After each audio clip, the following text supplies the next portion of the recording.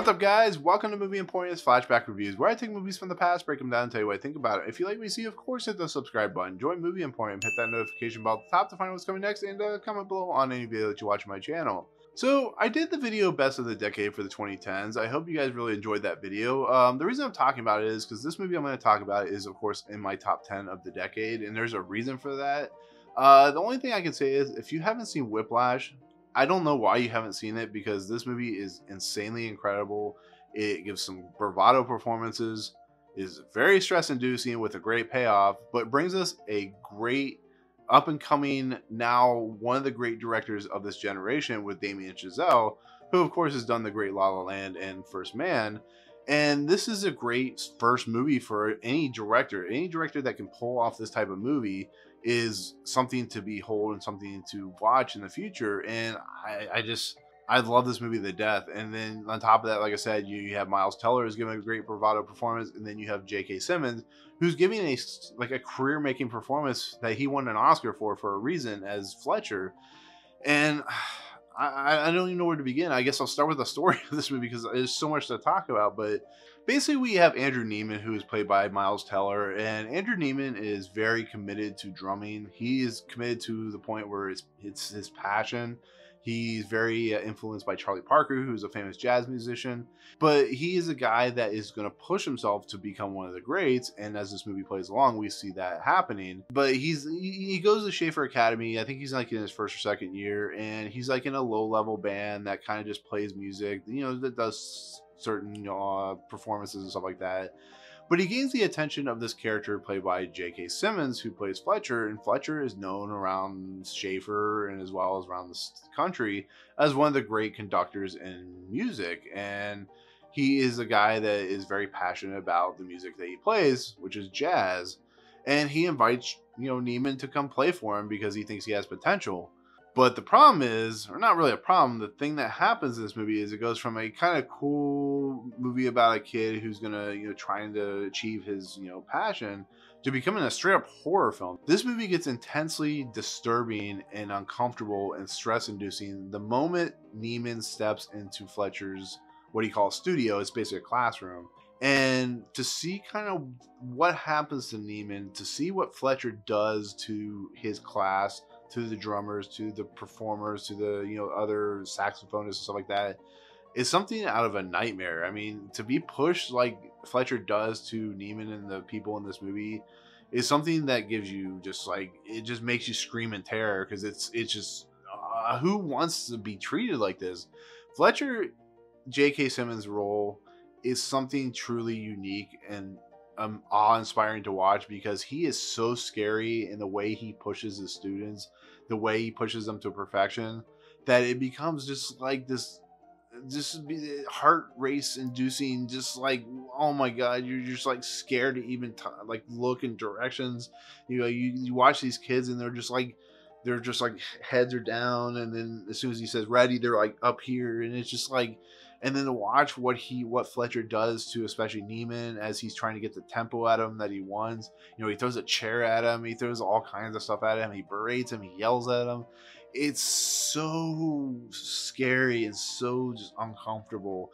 But it's so raw and so good. And as bad as Fletcher really is in this movie, he is doing something to Neiman that he knows this kid's potential. And he is pushing him to points where this kid never thought he would go, and you were just in it. You were just watching it, and it's just such a great performance, and it becomes one of my great favorite performances of the millennium for a reason. But as you're watching Neiman start drumming, as you're watching how he's being treated, as you're watching him how he's kind of going down the rabbit hole of the darkness that is what he really truly loves, he is pushing people out of the way. For instance, Melissa Benoist, who plays Nicole, she becomes kind of the love interest in this movie.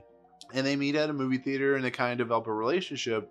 But the whole point of her character, and it's really sad to see, is to show Andrew that he is kind of a terrible person in a lot of ways, that he is willing to put everything underneath him to achieve greatness. And, it's a unfortunate, drawback to taking that greatness to the next level, is people push people out of the way.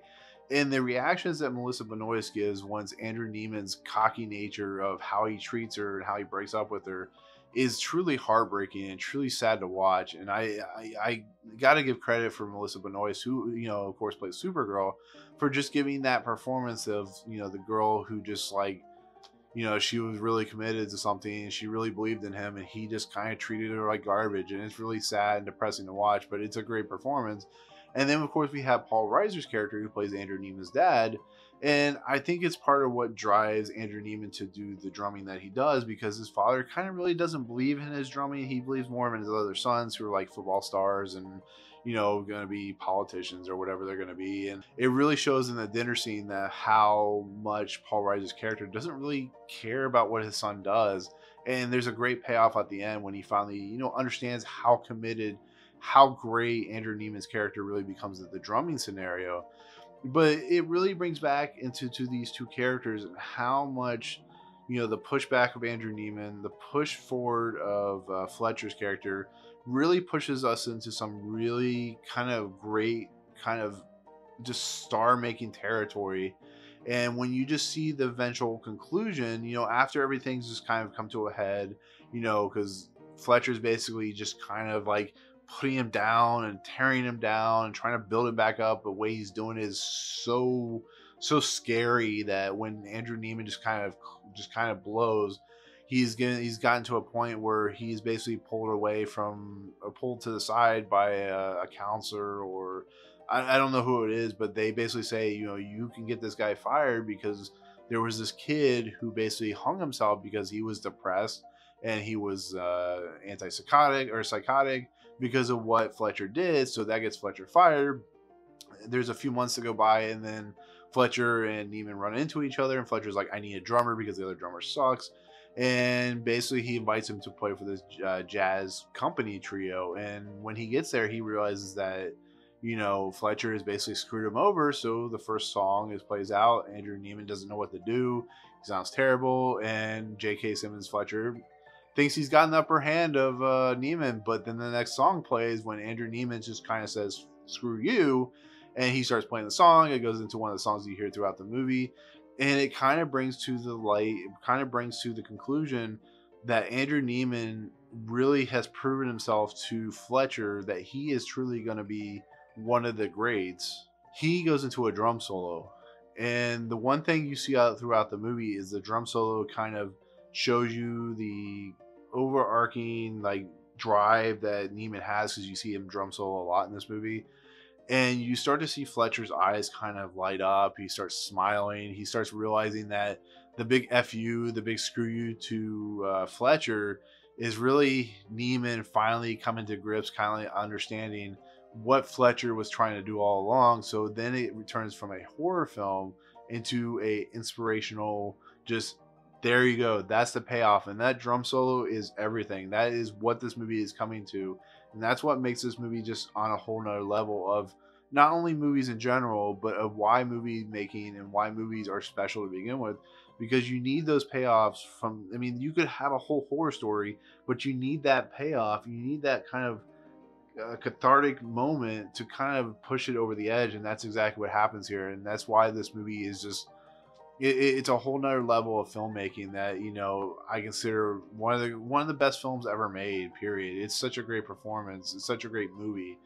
And J.K. Simmons, I've said it already, J.K. Simmons is just, he also did the short to Whiplash, and you can see, and even in the short, how good, how committed he is to doing this role. You can probably tell that J.K. Simmons has really bothered him to do it because it pushes him to dark levels. Let's look at Heath Ledger in The Joker. That pushed him to like extreme dark levels, extreme dark areas, and it cost him his life, unfortunately. But these types of performances and why they're considered some of the great are for that reason, for actors committing to the role, to willing to do something to that role, and to willing to push that role forward to something truly special. And he won the Oscar deservedly for it.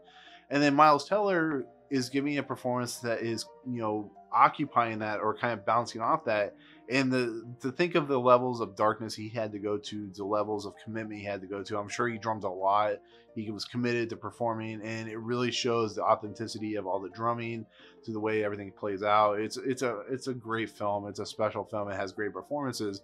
And like I said, Damien Chazelle obviously knows music very well. I think he did a music like short earlier in his career. I think it was of some sort like that. But you look at this and you look at La La Land, which I'm going to talk about eventually, and just Damien Chazelle just really knows how to get that feel, get that art, get that moment, get that style, get that substance out of like stuff that could be mundane and benign, and it just really is a beautiful thing to watch. And he has this patented thing where he'll focus on one character and he'll tap the back. You actually see it in the making of in La La Land. He'll tap the back of his cinematographer or cameraman, and they'll shoot over to the other character, go back and forth. And that is such a great scene because you're watching the two characters like go back and forth to see how they're playing, and it really shows you the commitment of everything. But Damien Chazelle is just, his level of just how he committed to this project is fantastic. And this, once again, I'm going to keep saying this till the day I die, this once again proves how good of a producer Jason Blum is, because Blumhouse Entertainment, which is known for mostly doing horror films, was one of the producers on this film, and he probably put a lot of stake into this film, knowing that it was a great project. He probably, when Damien Chazelle did this short for this, he probably watched it and he's like, this could be an amazing film. And of course, Jason Reitman, who actually I think may have wanted to direct this at one point, he's also an executive producer. But this movie it's insane. It's great, and it just gives me goosebumps every time I watch it. And it's a movie that is so special that you just kind of have to watch it for yourself. You have to be you have to be in the mindset, because it is a movie that can break you in half, but it is a movie it's Whiplash. I mean, I don't even know what else I can say about it, but it's fantastic, and it's one of the great movies of the decade for a reason, at least in my opinion. So, but there you go. That's my take on Whiplash. I hope that was convincing enough for you to watch it. If you haven't, definitely watch it. So, if you have watched it, please comment below what your take is on it. If you don't like the movie, that's perfectly fine. I know most of you probably do love this movie. So, anyways, yeah. So hit the subscribe button. Join Movie Emporium. Hit that notification bell at the top to find out what's coming next. And we'll see you guys on the next video. Peace out. What's up, guys? Thank you so much for checking out Movie Emporium. I really appreciate it. If you want to, go ahead and hit the subscribe button. Hit the notification button and the bell at the top. Find out what's coming next for Movie Emporium. Also, check out these two videos. They're amazing. I think they're awesome. I think you'll enjoy them too. But otherwise, thank you so much for watching, guys. We'll see you next time.